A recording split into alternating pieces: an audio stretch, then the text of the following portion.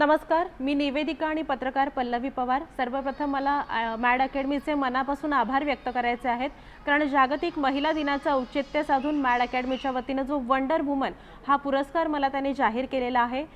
खरं तर पत्रकारिता या क्षेत्रामध्ये काम करत असताना महिलांना खूप मोठं आव्हान आमच्या समोर असतं।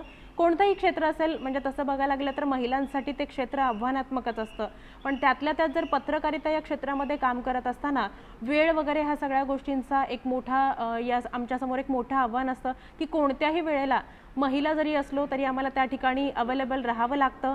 आणि मग ह्याच्यामध्ये बाकीची सगळी घरगुती यंत्रणा, बाकीच्यांचा सपोर्ट किंवा समाज ह्या सगळ्या गोष्टींबद्दल ज्यावेळेस या गोष्टी डोळ्यासमोर उभ्या राहतात तेव्हा खरंच खूप हे आव्हानात्मक वाटतं।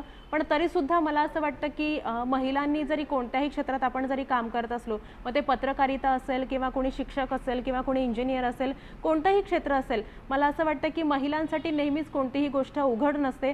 कारण महिलांनी जर ठरवलं की या क्षेत्रामध्ये मला स्वतःला सिद्ध करायचं आहे किंवा स्वतःची एक इमेज तयार करायची आहे आणि आपल्याला काहीतरी करायचं आहे, तर यावेळी कोणतंही आव्हान किंवा काही ह्या सगळ्या गोष्टी आम्हाला सगळ्या त्याच्यापुढे फोल ठरतात।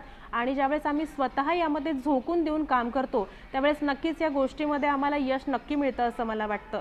पत्रकारिता या क्षेत्रात काम करत असताना कोविडमध्ये सुद्धा काही अनुभव असे आलेले आहेत की रस्त्यावर कुणी नसताना आम्हाला दिवस रात्र काम करावं लागलेलं आहे। काही ज्या घडामोडी आहेत त्यांना समाजासमोर आणणं किंवा प्रत्येकांसमोर या गोष्टी मांडणं आम्हाला खरं कठीण जात होतं, पण जरी हे आव्हानात्मक जरी असलं ते गरजेचं होतं। आणि म्हणून ही गरज ओळखून मी आजही गेल्या 5-6 वर्षापासून पत्रकारिता या क्षेत्रात काम करत आहे। याचबरोबर निवेदिका म्हणूनही काम करत असते। त्यामुळे वेळ, समाज किंवा कोण काय म्हणतंय यापेक्षा आपण स्वतःला प्राधान्य देऊन स्वतःच्या आपण कामाच्या माध्यमातून आपली ओळख करून देणं हेच सध्या काळाची गरज बनलेली आहे।